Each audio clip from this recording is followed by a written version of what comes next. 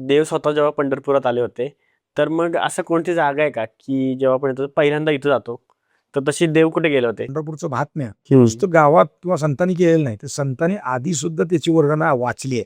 पद्मपुराण, स्कंदपुराण आणि विष्णू धर्मोत्तर पुराण अशा 3 ठिकाणी पंढरपूरचं विशेषत्वानं महात्म्य असणारे काही संस्कृतोद्भव पंढरपूर महात्म्य आपल्याला पाहायला मिळतात. पंढरपूर महात्म्य म्हणतात, पंढरपूर महात्म्य म्हणतात. तर त्यामध्ये देवानी जेव्हा पंढरपुरात आली, मगाशी मी म्हणालो की नारद मुनी इथं आले आणि त्यांनी देवाला माहिती दिली. मग नारदाला म्हणले आता तुम्ही रस्ता दाखवत चाल. म्हणून नारद भगवंताचं गुणगान करीत रस्त्यात पुढं आणि मागं सगळे देव आणि त्यांचे सखे हे सगळे पंढरपुराच्या रेषेने आले. ते जे पंढरपुराकडे आले तेव्हा पंढरपुराकडे येत असताना ते पंढरपूरच्या थोडस उजव्या अंगाला, गावाच्या हिशोबाने म्हणतो मी, आजच्या पूर्व बाजूला आज थोडस आहे, बरोबर. की ते विष्णुपद नावाचं, गोपाळपूर नावाचं गाव आहे. आणि तिथं नदीच्या पात्रात विष्णुपद नावाचं स्थान, आज लोकांना ते नाव या अर्थानं माहित आहे. तिथं पहिल्यांदा थांबले. तिथं त्यावेळेस काही नव्हतं, मोकळं माळ, मैदान. आणि मग देव तिथं थांबले. ते चालूनही दमले होते, गोपाळही चालून दमले होते. ते गोपाळ म्हणाले की देवा आता जेवायची वेळ झाली, की आता तुम्ही आलाय, सगळं झालं, पण आता भुकीची वेळ झाली. देवगाव यायचं तेव्हा येऊ द्या, तुम्हाला कुठं जायचं भेटायला पुढे जाऊ, पण आता भुकीची वेळ झाली, आता खायला पाहिजे. आणि मग देवाने सांगितलं की ठीक आहे, खाऊ. मग तुम्ही बरोबरची शिदोरी जी आपण आणली आहे ती सगळं काढा. आणि नदीच्या पात्रात बसून त्या गोपाळांसकट देवाने आपल्या बरोबरची शिदोरी उघडली. आपण परगावी जाताना नाही का तान लाडू, भूक लाडू हे सगळं घेऊन जातो, पाणी. तसं दुधाचा कावडी गोपाळांच्या बरोबर आहेत. ती दह्यातली धपाटे, दशम्या, पोळ्या, भाज्या, लोणची, चटणी हे सगळं बरोबर आहे. ताक आहे, लोणी आहे, गोप आणि गवळी सगळेच आहेत ना ते. त्यामुळे ही साधनं त्यावेळेसच्या हिशोबाने ते सगळंच बरोबर आहे. आणि मग सगळ्यांनी तिथं थोडी क्रीडा केली, खेळले आणि मग जेवायला बसले. मग जेवायला बसताना देवाचं सगळ्याला प्रेम, जे आपण भागवतात गोकुळातला काला किंवा तिकडचं वर्णन ऐकतो, वृंदावनात देवाने काला केला, तसा तो पंढरपुरात दुसऱ्यांदा केला.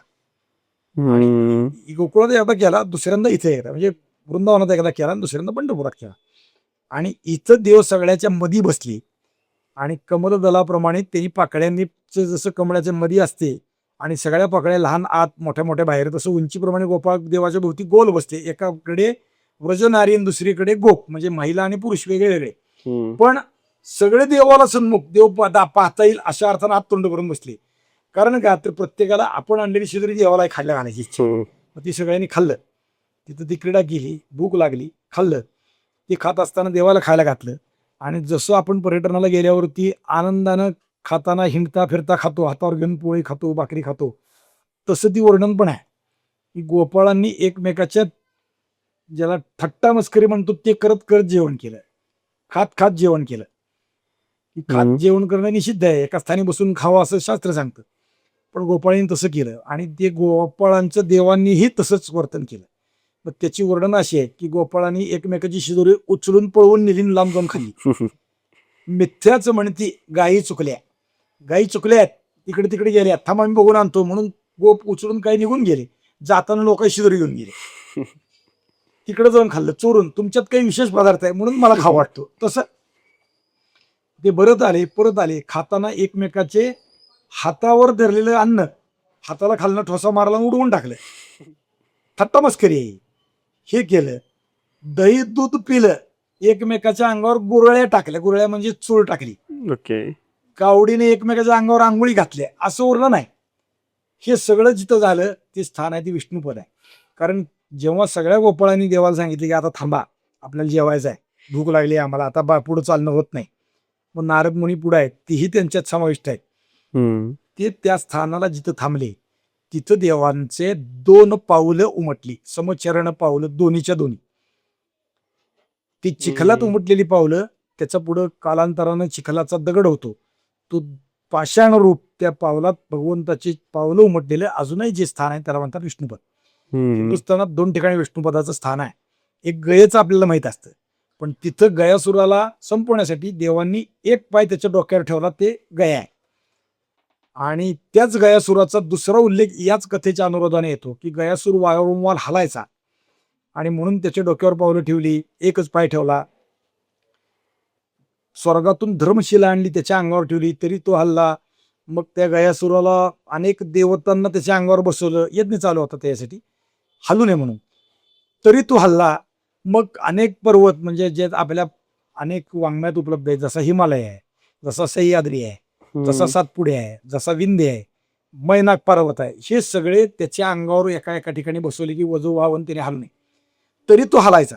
शेवट देवाला त्याच्या डोक्यावर पाय ठेवावा, एक पाय ठेवला.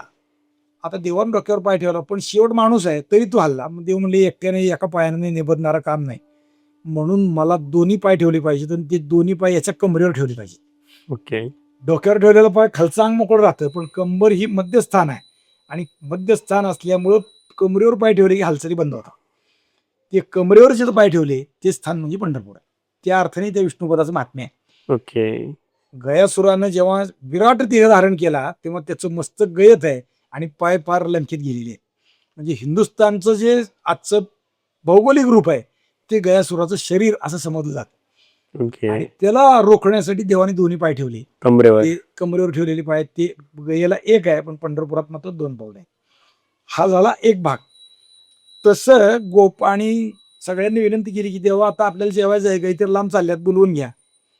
मग देवांनी देहुडा चरण म्हणजे 1.5 पाय ठेवला, एक पूर्ण आणि दुसरा अर्धा. हम्म. 1.5 पाय देहुडा चरण म्हणतात ना, त्याला लंगडा देव म्हणतो आपण. त्यामुळे तर हम्म. तो देहुडा चरण म्हणजे भगवान श्रीकृष्णाची मूर्ती आपण जेव्हा पाहतो तेव्हा तो बासरी वाजवतानाचं जे रूप असतं ते एक पाय पुरून ठेवलेला असतो आणि दुसरा पाय त्याला आडवा करून अर्धा ठेवलेला असतो, पुढचा चौडा फक्त. तर ते तसंही रूप त्याच विष्णुपदाच्या म्हणजे त्या पाषाणात तसंही 1.5 पायाचं चरण चिन्ह अंकित झालेलं आपल्याला पाहायला मिळतं. त्यामुळे त्या विष्णुपदाचं महात्म्य मोठं आहे, हम्म. गयेपेक्षा जास्त. ओके. गयेला 1 पाऊल आहे, इथं 2 आहेत. बरं 2ही नाही, 1.5 आहे. हम्म. सगळंच एका ठिकाणी आहे. बरं तेवढंही नाही, तर इथं जे त्यावेळेस असणारे सगळे गोप आहेत त्या प्रत्येकाची पावलं उमटलेल्या तिथं चिन्ह आहेत. ते सगळे दगड नदीतले, ओके. तिथे विस्कटित झालेले अजूनही ते आपल्याला पाहायला मिळतात.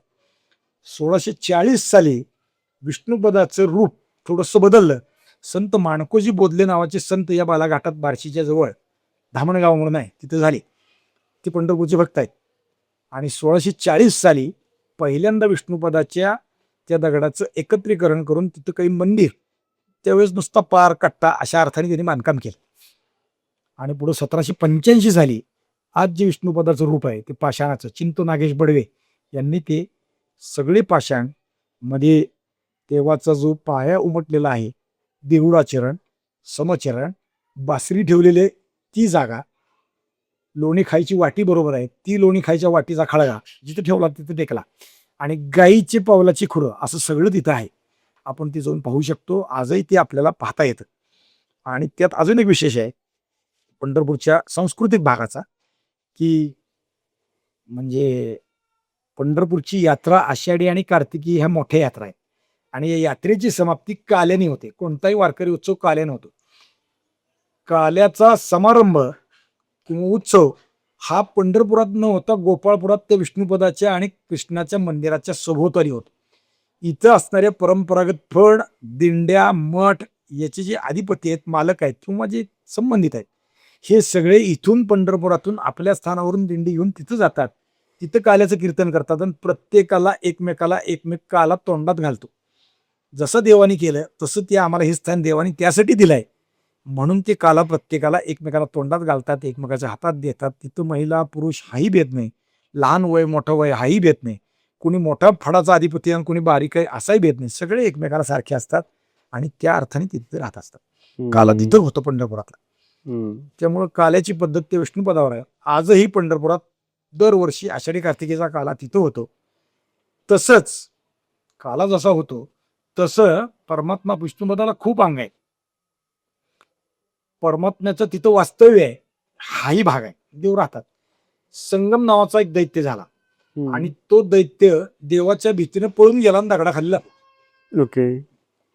दुसरीकडे असताना पण देव त्याला हुडकत इथं आले. म्हणजे त्यात एकच गोष्ट करत असताना अनेक हेतू देव साध्य करतात. ते पंढरपुरात आले तेव्हा संगम दैत्य या दगडाखाली लपला हे त्यांनी ओळखलंय आणि त्या दगडावर पाय देऊन उभारले, रेटा देऊन उभारले की ते खाली चूर्ण होऊन गेला. त्यामुळे त्या भागाला संगम तीर्थ असं म्हणतात. आणि मगाशी मी म्हणालो की ती यमुना पंढरपुरात आली ती गोपाळपुरापासून एक नदी जी वाहत येते ती यमुना आहे. तिला पुष्पावती असं इथलं स्थानिक नाव आहे. आणि ती विष्णुपदाच्या शेजारी चंद्रभागा तीर्थाला येऊन मिळते, ती संगम आहे म्हणून त्याला संगम तीर्थ. संगम दैत्याला मारलं म्हणून संगम क्षेत्र. वेणू वाजवून गायी एका ठिकाणी आणल्या म्हणून वेणुनाद क्षेत्र. आणि भगवंताची पावलं उमटली म्हणून विष्णुपद क्षेत्र अशी.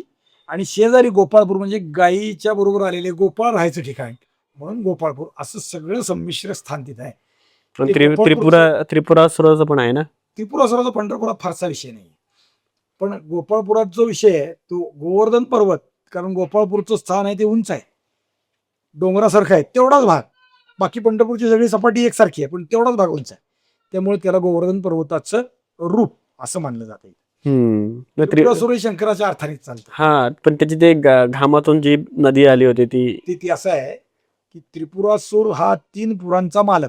हम्म. म्हणजे एक सोन्याचं नगर, एक कांस्याचं नगर आणि एक चांदीचं लोहाचं नगर, अशी 3 नगरं त्याची. आणि तो वरद ब्रह्मदेवाकडून की मी अजिंक्य राहील अशा अर्थानं ही 3 पुरं एका वेळी छेदली जातील तेव्हा तू मरशील.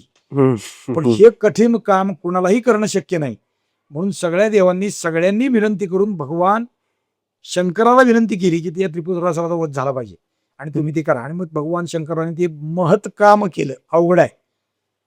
मग त्याच्यासाठी प्रत्येक देव, चंद्र सूर्य त्याच्या रथाची चाकं बनली, ब्रह्मदेवाने अमकं केलं, कुणी घोडे बनले, विष्णूने त्याच्या धनुष्याच्या बाणावरती वस्ती केली आणि सगळं ते भीमकर्म त्यांनी केलं. म्हणजे महाकठीण काम शंकराने केलं. ते करीत असताना ते त्रिपुरासुराशी युद्ध करताना त्यांच्या अंगातून घाम व्हायला, स्वेद व्हायला.